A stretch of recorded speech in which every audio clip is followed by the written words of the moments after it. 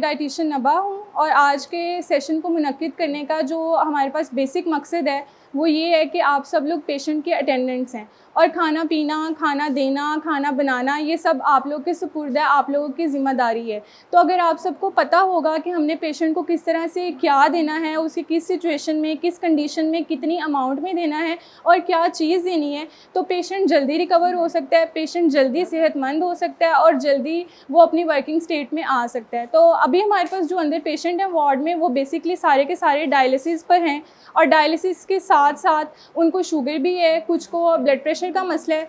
तो इस पर हम बेसिकली आज जनरल से डिस्कशन करेंगे कि पेशेंट्स को क्या देना चाहिए और क्या नहीं देना चाहिए, जो देना चाहिए वो कितनी मिकदार में देना चाहिए और कितनी मिकदार में वो खाते हैं, उससे हमें उनको परहेज़ करवाना है। ठीक है, सबसे पहले तो हम बात करते हैं कि कौन सी ऐसे फल हैं और कौन सी ऐसी सब्ज़ियाँ हैं जो हमने मरीज़ को देनी है और नहीं देनी है। हमारे पास आजकल मौसम में मैंगो बहुत कॉमन है। आपने कोशिश करनी है, अगर आपका पेशेंट मांग रहा है उसको, तो उसको हफ्ते में 1 दिन दें, लेकिन थोड़ी मिकदार में दें। मना किसी चीज़ से नहीं करना मरीज़ को, हर चीज़ वो खा सकता है, लेकिन जो चीज़ें वो बिल्कुल नहीं खा सकता, अगर उसको बहुत ज़्यादा क्रेविंग्स हो रही हैं, वो बहुत ज़्यादा मांग रहा है, उसका दिल बहुत ज़्यादा कर रहा है, आपने उसको बिल्कुल बंद नहीं कर देना। आपने उसको हफ्ते में 7 दिन होते हैं, 1 दिन बहुत थोड़ी मिकदार में आप उसको मैंगो दे सकते हैं, वो खा ले। केला अगर वो खाना चाह रहा है, छोटा केला जो एक मीडियम साइज़ में होता है और एक छोटा केला होता है, जो स्मॉल साइज़ में बनाना है आप पेशेंट को वो दे सकते हैं। लेकिन मोस्ट कॉमनली आप पेशेंट को क्या दें, आप उसको एप्पल दे सकते हैं, सेब दे सकते हैं, गावा अमरूद दे सकते हैं, नाशपाती दे सकते हैं, चेरीज़ इस मौसम में आई हुई हैं वो दे सकते हैं, थोड़ी बहुत लीची दे सकते हैं, आलू बुखारा आया हुआ है 2-3 वो दे सकते हैं। इस तरह करके कोशिश करें ज़्यादा से ज़्यादा वो सलाद वगैरह खाए। जैसे हमारे पास बंद गोभी आ जाती है, खीरा आ जाता है, ऐसे पेशेंट्स के लिए खीरा बहुत अच्छा है, आप लोग उनको खीरा दे सकते हैं, बंद गोभी दे सकते हैं। लेकिन ऐसी चीज़ें जो ज़रा हरे पत्ते वाली सब्जियां हमारे पास आ जाती है, जैसे पालक आ जाती है, मेथी आ जाती है, वो पेशेंट खा तो सकता है। लेकिन बहुत अहम टेक्निक ये है कि आप लोग जब भी पेशेंट के लिए इस तरह का कोई सालन बनाएं, आप पहले उन चीज़ों, आलू भी, इवन आलू और हरे पत्ते वाली सब्जियां या मटर वगैरह भी, आप इनको ना गर्म पानी करके किसी पतीली में, किसी बर्तन में पहले बॉईल करें।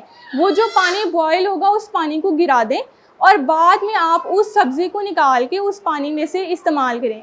ये टेक्निक को हम कहते हैं ब्लेंचिंग टेक्निक। इससे ये होता है कि जो उसके अंदर पोटाशियम, फॉस्फोरस, इस तरह के जो मिनरल्स, विटामिन्स पाए जाते हैं जो इन पेशेंट्स के लिए ठीक नहीं है, वो कम हो जाते हैं बहुत हद तक। और जब वो कम हो जाते हैं तो पेशेंट उससे फ़ायदा उठा सकता है। ठीक है, कोशिश करें कि आप उसको ब्रेड दे रहे हैं दें, राइस दे रहे हैं दें, हर चीज़ दें, लेकिन उसकी अमाउंट फिक्स करें, थोड़ी करें। अब ऐसा नहीं करना कि पेशेंट ने सुबह नाश्ता किया, फिर दोपहर का खाना खाया, फिर रात का खाना खाया और दोपहर में आप लोगों ने उसको बहुत ज़्यादा गैप दिया। मतलब कि हर 2-2 घंटे के बाद, 3-3 घंटे के बाद मरीज़ को कुछ ना कुछ ज़रूर देते रहना चाहिए, लेकिन थोड़ी थोड़ी मिकदार में।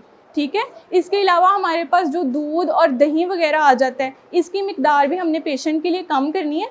रोकना किसी चीज़ से भी नहीं है, कम कर देनी है उसकी मिकदार, लेकिन पेशेंट को देना है। इसके अलावा जैसे तली हुई चीज़ें आ जाती हैं, नमक का इस्तेमाल बहुत ज़्यादा लोग करते हैं, जितना ज़्यादा नमक का इस्तेमाल होगा पेशेंट को उतनी ज़्यादा प्यास लगेगी। तो डायलिसिस के पेशेंट्स में हमने पानी की मिकदार बहुत ज़्यादा नहीं करनी होती, हमने कोशिश करनी होती है कि इनको प्यास थोड़ी कम लगे, ये थोड़ा कम पानी मांगे और हम इनको थोड़ा कम पानी दें। जब इस तरह हम करेंगे कि हम नमक खानों में थोड़ा कम डालेंगे, वैसे फल वगैरह पर नहीं छिड़केंगे, सैलेड वगैरह पर ऐड नहीं करेंगे, तो अल्टीमेटली जो सॉल्ट, अगर आपको शुगर है, आपका बहुत ज़्यादा दिल चाह रहा है, कंट्रोल शुगर है, तो आप हफ्ते में 2 दिन खा सकते हैं। लेकिन अगर, बता रही हूँ, बहुत कम मिकदार में, इतना बाउल आपका हो डाइस। लेकिन अगर आपकी शुगर अनकंट्रोल है तो आपने कोशिश करनी है कि आप आम से परहेज़ करें, तरबूज से परहेज़ करें, केले से परहेज़ करें। बात ये है, हम मरीज़ को किसी चीज़ से जब मना कर देते हैं ना, वो मरीज़ उस तरफ जाता है। जी, अगर आपने सेब खाना है तो 1 खा सकते हैं दरमियाने साइज़ में, अमरूद खाना है तो 1 खा सकते हैं दरमियाने साइज़ में, आजकल खुबानी का मौसम आया हुआ है तो 3 खुबानियाँ खा सकते हैं, आलू बुखारा भी आया हुआ है 2 वो खा सकते हैं। लेकिन इन सब फलों को एक वक्त में नहीं खाना, शुगर के मरीज़ों के लिए कुछ फल ठीक नहीं है, वो उनकी शुगर को ज़्यादा कर देते हैं, ठीक है। इसी तरह अंदर जो ब्लड प्रेशर के पेशेंट्स जिनका बीपी बहुत ज़्यादा रहता है, आप कोशिश करें कि उनकी नमक की मिकदार कम करें, सलाद वगैरह ऐड करवाएं। पानी तो आप हम दे नहीं सकते मरीज़ को, इसलिए जितना नमक कम होगा वो पानी की प्यास उसको उतनी कम लगेगी। आप लोगों में से किसी का कोई सवाल, किसी ने कुछ पूछना हो?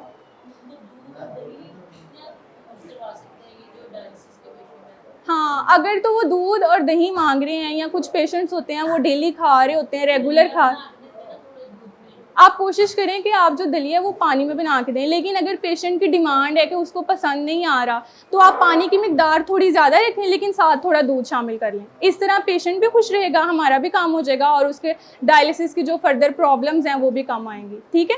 उसके साथ आप ये करें कि जो अंडा है उसकी सफ़ेदी शामिल कर दें, ताकि साथ साथ उसको प्रोटीन भी मिलता रहे, फाइबर भी मिलता रहे, डेयरी से जो चीज़ें आ रही हैं वो भी। खाना आप उसको हर दें, लेकिन बैलेंस करके दें। अगर कोई खाना दे रहे हैं, साथ थोड़ा सा सलाद ऐड करें। अगर कोई सुबह वो नाश्ता कर रहा है, तो आप अंडे की सफ़ेदी में उसको ऑमलेट बना के दे दें, अंडे की सफ़ेदी दे दें। इस तरह करके हर चीज़ उसको दें, लेकिन उसको थोड़ा थोड़ा तब्दील करें, ठीक है। और कोई क्वेश्चन या कोई सवाल?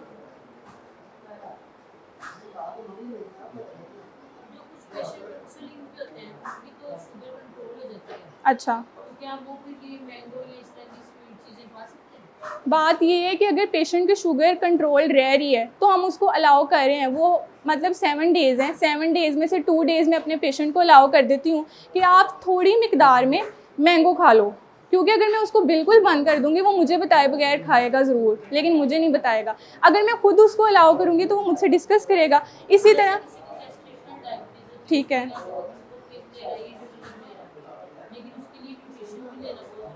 बिल्कुल बिल्कुल। अगर आपको गेस्टेशनल डायबिटीज़ है, आपने उसके बाद ख्याल रखा है, तो आप टाइप 2 डायबिटीज़ से काफ़ी हद तक बच जाएंगे। लेकिन अगर आपने उसके बाद ख्याल नहीं रखा तो बहुत ज़्यादा चांसेस है कि आपको टाइप 2 डायबिटीज़ हो सकती है। तो इसलिए ख़ास तौर पे फीमेल्स को चाहिए कि वो गेस्टेशनल डायबिटीज़ में अपना ख्याल रखें, बाद में थोड़ी कुछ साल तक, कुछ महीनों तक अपना ख्याल रखें, ताकि जो टाइप 2 डायबिटीज़ है उससे बचा जा सके। और वही जेस्टेशनल डायबिटीज़ ड्यूरिंग प्रेगनेंसी होती है, लेकिन उसके बाद आपने अपना ख्याल रखना है खुराक के ज़रिए कुछ महीनों तक, 1-2 साल तक, ताकि बाद में आपको टाइप 2 डायबिटीज़ ना हो। फिर वरना कुछ औरतों को टाइप 2 डायबिटीज़ डेवलप हो जाती है। इनको क्या मसला है? ऑटो इम्यून में क्या? टाइप 1 अच्छा, तो ये डायलिसिस वगैरह पे हैं, खाने पीने में परहेज करवा रही हैं इनका? ठीक है, बिल्कुल बंद कर दें। और जो पालक मेथी वाली जैसे सब्जियां हरे पत्तों वाली आ जाती हैं, आप एक पतीली वगैरह लें, उसमें पानी गर्म करें, सुना बताने लगे, पानी गर्म करें, उसके अंदर वो चीज़ डालें, वो बॉयल करके पानी गिरा दें, हाँ, फिर उसके बाद यूज़ कर सकते हैं कभी कभी अगर इनका बहुत दिल चाहे। लेकिन ये अगर पेशेंट की कंप्लाइंस अच्छी है, पेशेंट समझ रहा है, तो फिर तो ठीक है। वेलकम। हाँ जी, केड़ी लस्सी पींदे जे, मीठी या नमकीन? शुगर भी है ना तुहानू? ते बीपी दा मसला? बीपी भी है। ते लस्सी केड़ी रोज़ाना पींदे हो, दुध दी या दही दी? दही दी रोज़ाना पींदे हो? ਉਹਦੇ अंदर ना फिर इंज करिया करो कि दही की मिकदार कम कर दो, तो नमक भावें थोड़ा कर दो या ना पाओ। जो शुगर का बीपी का भी मसला है ना, तो नमक ना पाओ,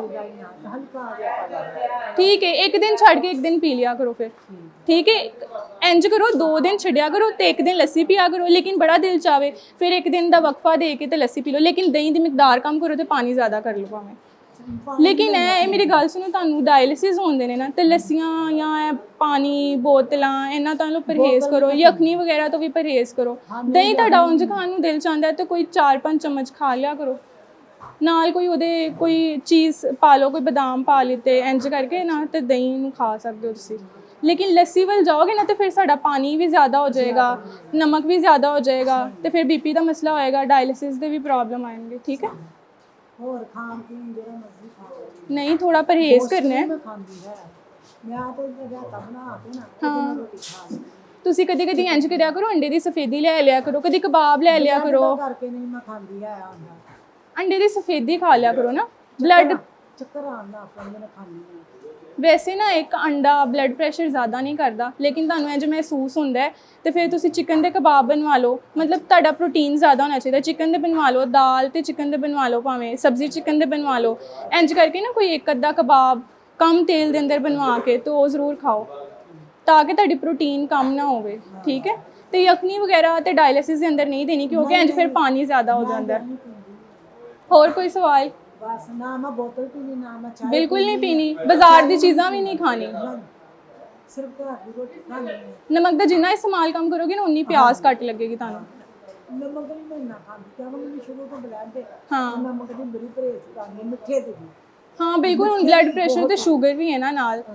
बाकी है मैंगो, केला, खजूर, इन्हां तो भी परहेज करना है। नहीं करते? ਨਹੀਂ ਮੈਂ ਨਹੀਂ ਖਾਂਦੀ। हाँ ठीक है, ਨਾ ਖਜੂਰ सही है। ਮੈਂ ਕਿਸੇ ਟਾਈਮ ਨਾ ਮੈਂ ਰੋਟੀ ਖਾਂਦੀ ਹੋਣਾ ਉਹਦੀ ਵਿੱਚ ਲਾ ਕੇ ਨਾ ਕਤਰੀ हाँ ਉਹਦੇ ਨਾਲ ਖਾ ਲੈਂਦੀ। थोड़ी जी, ਹਾਂਜੀ चलो कोई गल नहीं।